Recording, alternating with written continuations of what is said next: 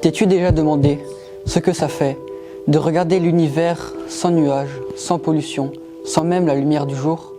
Imagine une photo du ciel, mais prise de là-haut, directement depuis l'espace.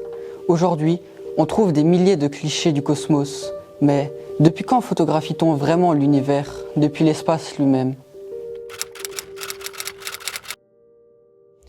Tout commence en 1946, juste après la Seconde Guerre mondiale.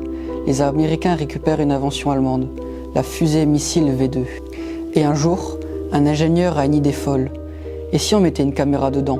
Ils vont alors disposer une caméra de 35 mm, coincée entre deux réservoirs de cette fusée. Ils la lancent, et à 105 km d'altitude, elle prend la toute première photo de la Terre. Floue, noire et blanche, mais historique. 7 décembre 1972.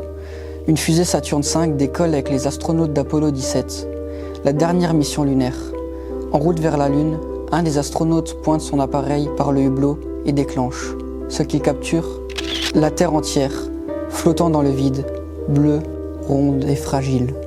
On l'appellera Blue Marble, la bille bleue. Cette photo va faire le tour du monde, littéralement. Pour la première fois, l'humanité se voit de loin et elle comprend à quel point sa maison est précieuse.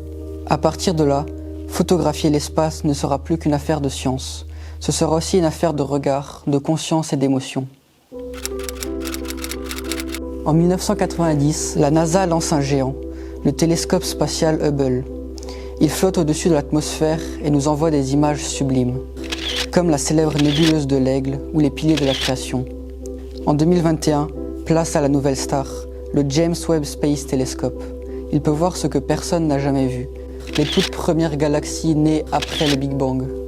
En fait, il ne photographie pas juste l'univers, il photographie le passé. Depuis 1946, on n'a jamais cessé de photographier l'espace.